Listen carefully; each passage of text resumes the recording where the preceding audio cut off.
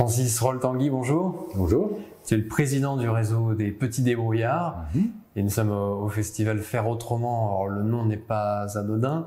On parle de faire autrement parce qu'effectivement il y a des transformations et des bouleversements relativement importants aujourd'hui et demain avec des challenges à relever. Et tu as justement co-signé une tribune au début de l'été, en juillet, qui s'intitule pour une construction du service public à la hauteur de l'urgence écologique et sociale. Est-ce que tu peux nous dire quels sont les messages clés, les recommandations de cette tribune? Peut-être dire juste avant qu'aujourd'hui j'ai des responsabilités associatives, c'est vrai, parce que voilà, mon période professionnelle est terminée. Mais bon, moi j'ai passé 40 ans dans le service public, dans les administrations, dans les établissements publics, même dans les entreprises publiques. Donc voilà, c'est pour ça que je suis toujours attaché à ces questions-là et que participe à un certain nombre de collectifs qui essayent de réfléchir sur ces sujets, quoi. Cette tribune, naturellement, elle intervient à un moment après la réélection d'un président, la mise en place d'un gouvernement, d'une assemblée nationale, enfin avec toutes les données nouvelles d'aujourd'hui. Donc c'était un peu l'idée de prendre la parole en ce début de quinquennat, quoi. Ouais. Il y avait 3 idées forces dedans. La première, même si naturellement ça résume pas tout, mais quand même, c'était un peu l'idée des moyens. Les moyens. Parce que ça fait 20 ans que, il y a d'un côté les politiques régaliennes, où même en général on fait quand même attention, ça a été une position diverse depuis 20 ans, mais on a plutôt augmenté les moyens de la police, de la défense, de la justice, voilà. Et naturellement en pesant sur tout ce qui n'est pas régalien, quoi. Donc justement des grands secteurs comme l'éducation et la santé. Et puis tout ce qui est autour de ce terme de transition écologique, énergétique, avec les mots d'aujourd'hui, mais bon, d'autres, un emploi d'autres, mais c'est pas ça, c'est pas le plus grave, quoi. Et puis les moyens aussi, c'est aussi tout simplement le salaire des fonctionnaires, quoi. Pour prendre aussi cette dimension-là, et c'est pas qu'un sujet lié à l'inflation d'aujourd'hui, si je puis dire. La deuxième idée, c'était de dire, justement, ces administrations qui ne sont pas les administrations régaliennes, c'est en partant du terrain qu'on peut les faire revivre, et non pas simplement, par des démarches descendantes. Ouais. Et puis la troisième idée, l'idée que faut qu'aujourd'hui tout le monde se saisisse de ces questions-là. Pour moi, j'aurais tendance à la formuler en disant que ce qui me paraît le plus grave aujourd'hui, c'est la crise du recrutement dans les services publics. Et cette crise du recrutement, elle s'exerce aussi bien dans ces grandes fonctions de l'éducation, de la santé, service public local ou national, c'est pas la question, dans ces sujets aussi autour des transitions. Et ça, je trouve que c'est quand même, c'est une question grave, quoi. Justement, à partir du moment où on croit au service public et aussi où on a tout loisir de croire à la demande de service public. Ouais. Et c'est ça, quoi. C'est de dire que là, il y a forcément, alors peut-être faut-il employer ce terme-là, un besoin de refondation, parce que je pense qu'on changera pas cette image sans rupture.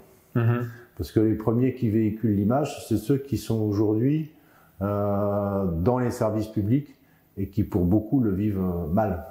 Ouais. Et qu'est-ce qui coince dans cette transformation qui est nécessaire? Pourquoi finalement ce que tu décris n'a pas déjà eu lieu? Est-ce qu'il y a un diagnostic qu'on peut faire? Je sais pas, en tous les cas je pense que quand même là, parce que jusqu'où faut remonter, on va dire 20 ans, parce que c'est le début du siècle. Il y a quand même 20 ans de discours sur les fonctionnaires, des discours péjoratifs sur les fonctionnaires quand même, hein. À la fin, ça finit par porter ses fruits, hein. Et puis deuxièmement, il y a effectivement ces questions un peu de management, de face à face entre administration d'État, administration des collectivités. C'est tout ça qu'il faut dépasser pour arriver à créer une rupture qui fasse que les jeunes aient envie de revenir exercer ces métiers-là, quoi, parce que c'est quand même ça la question essentielle. Ouais. Donc c'est l'attractivité et les moyens, pour moi, c'est les deux leviers. ouais, les deux leviers prioritaires. Et le festival Faire Autrement qui se déroule en ce moment même, ce type d'événement, pour toi, a vocation à apporter quoi? Qu'est-ce qu'il peut déclencher, générer? Moi, c'est... Parce que dans Faire Autrement, il y a autrement, mais il y a faire aussi. Ouais. Et c'est vrai que, on se dit qu'on est dans un moment de mutation, de transition. Avec le Covid, on a même employé le terme de monde d'après. Et en même temps, je pense que on a tous du mal à le dessiner, ce monde d'après. On se dit qu'il le faut. Ouais. On est face à un modèle qui est à bout de course. C'est pas pour ça que la voie est toute tracée pour savoir où c'est qu'on doit atterrir. Je veux dire. Et c'est vrai, mais ça c'est une conviction personnelle, que je pense que c'est plus dans ces initiatives citoyennes qu'il y a le levain de ce qui peut porter témoignage d'une réflexion sur le monde d'après, justement. Voilà. Et Faire Autrement, pour moi, c'est un petit peu ça, au travers d'expériences de tiers-lieux, mais aussi d'expériences d'entreprises innovantes, d'initiatives citoyennes de tout type. C'était un peu ça l'idée du festival. Et la mobilisation citoyenne, au-delà même d'ailleurs du festival, en général, on sent bien qu'elle est grandissante. Est-ce que tu considères que c'est suffisant, ou en tout cas la démarche d'amplification est suffisante, ou est-ce qu'il faut encore activer un petit peu plus certains leviers pour l'accélérer? Moi, je ne dirais pas la mobilisation. Je pense que ce qui est grandissant fortement, c'est la prise de conscience. Ouais. Du fait qu'on a un système qui est au bout de ce qu'il peut apporter, de l'obligation de changer, y compris dans nos modes de vie, dans nos habitudes, etc. Alors ça, la prise de conscience est grandissante.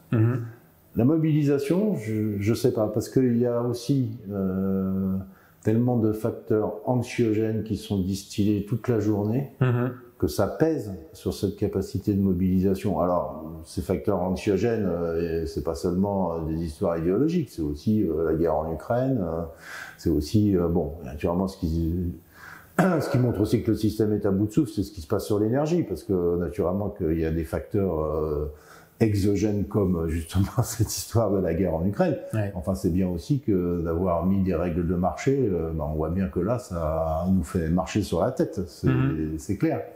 Mais donc, sur la mobilisation, pour moi, c'est une vraie interrogation, quoi. La prise de conscience, oui, ça, je pense qu'elle est grandissante et elle est de plus en plus partagée. Mais tant qu'il n'y a pas l'objectif, et c'est pour ça que moi je tiens à des initiatives comme Faire Autrement, ouais. La mobilisation, voilà, je préfère regarder un point d'interrogation. Et 2023, étant donné qu'on sait que les mois qui viennent vont être assez compliqués, effectivement, de par les restrictions énergétiques qui vont peser sur l'économie, et donc ça vient se rajouter finalement à tout ce qu'on vient d'évoquer. Comment tu appréhendes, comment tu abordes 2023 quels sont, selon toi, les sujets et les axes prioritaires sur lesquels agir? Je dirais il y a deux choses. Contexte général, moi je suis pas très optimiste parce que je pense aussi que tous les éléments d'une crise financière sont réunis. Il y a une seule chose que les uns et les autres connaissent pas, c'est le calendrier. Donc, je veux dire, on va plutôt aller de crise en crise. Et c'est pour ça que moi je trouve que l'énergie, il faut justement la mettre dans ce qui naît, en général plutôt à l'échelle des territoires aujourd'hui. Il faudra que ça sache prendre une autre échelle au fur et à mesure, au travers de ces initiatives citoyennes. Et donc oui, c'est là où j'ai envie de mettre de l'énergie, moi, en tous les cas. Tu parles de crise financière, on se rappelle évidemment de la crise de 2008. Oui, beaucoup d'analyses. La même chose, enfin, ce sera pas la même exactement, mais c'est... L'amplitude, de ton point de vue, de ce que tu entends dans tes réseaux, elle pourrait être de même amplitude, supérieure, inférieure, même si c'est toujours dur de faire des pronostics. L'amplitude, je sais pas la mesurer. Ce que je sais, c'est quand même que 2008, je veux dire, on s'en est sorti en disant l'État vient au secours des banques. Donc demain, il faudra que l'État vienne au secours de l'État. Ça aussi, faudra m'expliquer. D'accord. Et alors, le festival est encore en cours, hein. Il en reste la journée de demain, mais il y a déjà beaucoup de choses qui se sont passées.